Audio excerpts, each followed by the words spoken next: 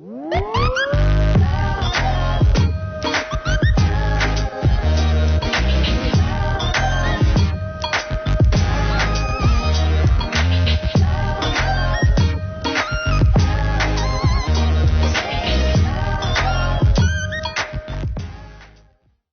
tarde, pessoal, tudo bem com vocês? Hoje nós vamos falar como que funciona um atendimento dentro da osteopatia, da nova medicina germânica e dentro da medicina integrativa. Sim, nós já fizemos um programa anterior, onde falávamos sobre este atendimento, mas cabe aqui reforçar que o atendimento dentro das ciências integrativas, principalmente dentro da medicina integrativa, ela contempla a avaliação do indivíduo como um todo. Assim que chega ao consultório, o paciente é avaliado em todas as esferas. Então é sempre um atendimento globalizado, voltado para aquela queixa, mas também para os outros sistemas que estão envolvidos naquela patologia. Excelente, Raquel.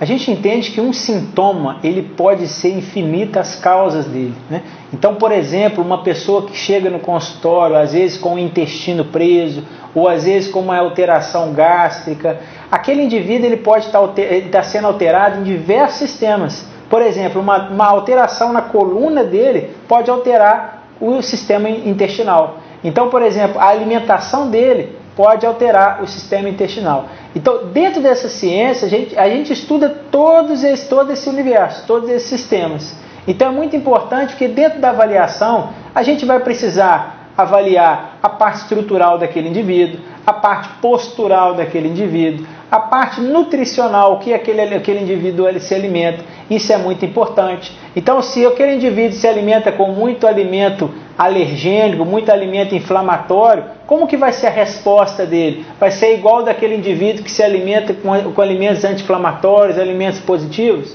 Então, tudo isso tem que ser levado em consideração. Sim, porque, Fabrício, estamos todos, o ser humano, o nosso corpo, ele é todo interconectado.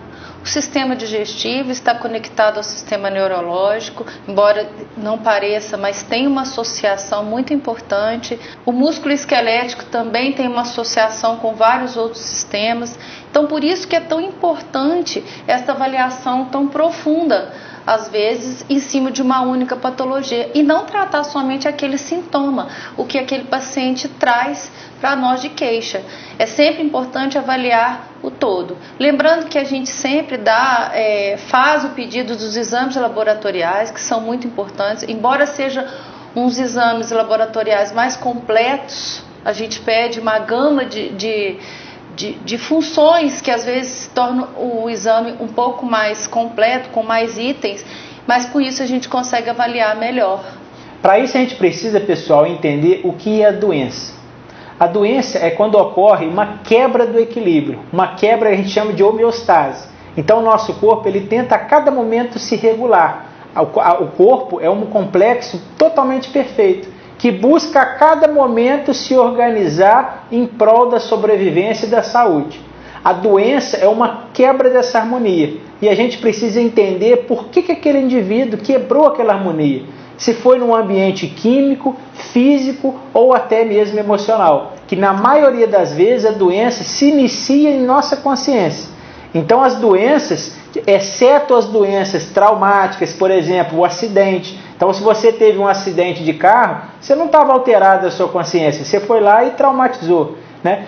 Exceto também as questões de intoxicação. Então, hoje em dia, muitas pessoas tomam remédio, drogas, né? E isso intoxica o corpo, né? E exceto também as parasitoses, por exemplo, a dengue, o coronavírus. Exceto esse tipo de parasitose, todo o resto das doenças, elas se iniciam numa quebra desse equilíbrio. O que eu, a doutora Raquel, nessa ciência a gente busca? Devolver o equilíbrio do corpo, onde aquele corpo ele tem a capacidade de se organizar e de se autocurar. Muito bem, Fabrício. Realmente, o que ele falou aqui é muito importante, porque durante a avaliação dentro da medicina integrativa, nós damos ênfase a duas coisas principais: a questão de parasitas. Nós conseguimos avaliar e precisar que parasitas aquele organismo tem, E os metais tóxicos, porque as pessoas hoje estão muito intoxicadas. Questão do alumínio, do chumbo presente nas maquiagens, alumínio, né, como eu falei, já presentes nos próprios utensílios domésticos. Aquilo tudo é absorvido pelo nosso organismo ao longo dos anos. Então é muito importante fazer essa avaliação prévia desse paciente para saber o nível de intoxicação, tanto de parasitas quanto de metais. E aí sim começar a tratar o doente e conseguir melhorar aquele terreno biológico. Porque não adianta eu tratar de um terreno onde ele já está todo contaminado. É como se fosse um aquário. O aquário, o peixe está lá dentro. Se a água estiver suja, o peixe vai morrer e não adianta eu colocar outro peixe ali dentro. Eu preciso mudar o meio do que aquele peixe sobrevive. Assim é o nosso corpo. Nossas células, se nossas células estão no meio sujo, no meio ruim, no meio que não é propício para a assimilação dos nutrientes, não adianta. Eu preciso então desintoxicar esse corpo, é o que faz muita falta hoje em dia. E aí, a partir disso, começar a tratar aquele doente. Olha que interessante, pessoal. O cientista Bruce Lipton, ele percebeu que as células, elas vêm com a informação genética, né? O gene. Porém, ela precisa de um ambiente para expressar aquele gene. Então, olha que interessante. A ciência, até nas décadas de 80, 70, elas pensaram que se aquela pessoa teve um câncer, teve um infarto, aquilo está no código genético e os familiares vão herdar tudo aquilo. Porém, a ciência hoje, com a epigenética, percebeu que aquele indivíduo ele não precisa necessariamente expressar aquele gene que ele teve, aquela informação que ele teve lá atrás. O que vai expressar isso vai ser o quê? O meio ambiente que ele está vivendo. Então não é porque mamãe, porque vovó teve uma artrite, uma artrose, né, um câncer de mama, que eu preciso ter. Eu preciso trabalhar agora, é o meu terreno, é o meu meio ambiente. Se eu não tiver alterações conflituais estressantes para aquele gene e se expressar, eu não vou ter e eu vou viver a vida inteira de maneira saudável. Sim, muito bom, Fabrício. Aí é o que nós venhamos falando há tanto tempo, que é a mudança do seu estilo de vida. Não é porque eu tenho um gene, como você falou, que eu necessariamente vou expressar aquele gene. Se eu consigo suprimir aquela manifestação, aquele paciente com certeza não desenvolverá aquela determinada doença. Principalmente, né, a gente dá como exemplo o câncer de mama. Hoje nós temos medicações, principalmente fitoterápicas, já estudadas cientificamente, que ajudam nesse controle e que impedem a manifestação desse tipo de doença.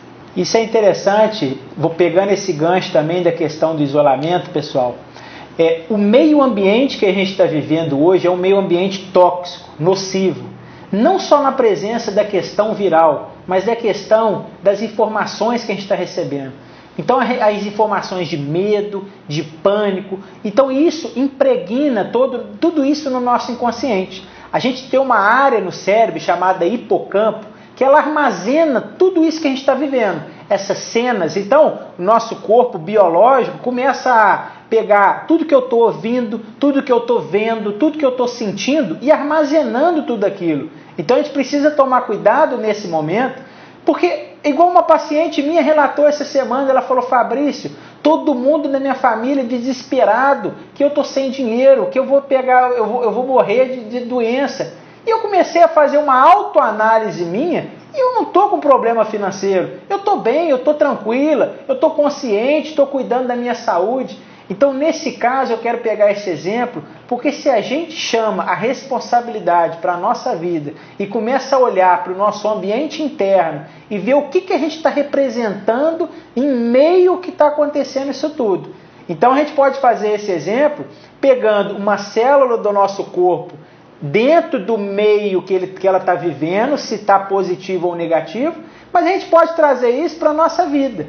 Como que eu estou interferindo no meio ambiente que eu estou vivendo. Então isso é muito importante. Por quê? Para a gente trabalhar não só ali aquele ponto, mas todo aquele universo também que a gente está vivendo, né, Raquel? Muito bem, Fabrício. Lembrando que para toda doença existe um gatilho. Então, quando a gente passa a entender isso que o Fabrício falou, a gente vai entendendo que o próprio sistema, ele vai oferecendo gatilhos para a gente, às vezes, adoecer. Atualmente, né, nós vivemos essa pandemia, a questão do vírus que está aí, isso está causando medo em muita gente, e isso está sendo gatilho para, às vezes, outras doenças. Às vezes a pessoa não vai adquirir, né, o vírus propriamente dito, mas ela está adoecendo de outros problemas, às vezes até piores, em função do meio ambiente que hoje ela se encontra. Eu quero finalizar, Raquel, com um estudo que teve em 2015, que mostrou pacientes com muita dor, né? Lembrando a você que dor é uma experiência, não apenas uma sensação, porque o cérebro ele não consegue codificar o que é uma dor física de uma dor, por exemplo, emocional. Então o nosso cérebro ele interpreta que tudo é uma experiência sensorial. Então o estudo mostrou que a pessoa, quando ela estava sofrendo, né, uma dor, naquele caso física, ela atingia áreas cerebrais específicas. Porém, aqueles pesquisadores pegaram um grupo onde eles distraíam aquela pessoa. Outras áreas cerebrais eram afetadas e a pessoa rebaixava a sensação dolorosa. Depois eles pegaram um terceiro grupo e fizeram a pessoa focar em outra coisa. A pessoa rebaixou ainda mais o nível de sensação dolorosa.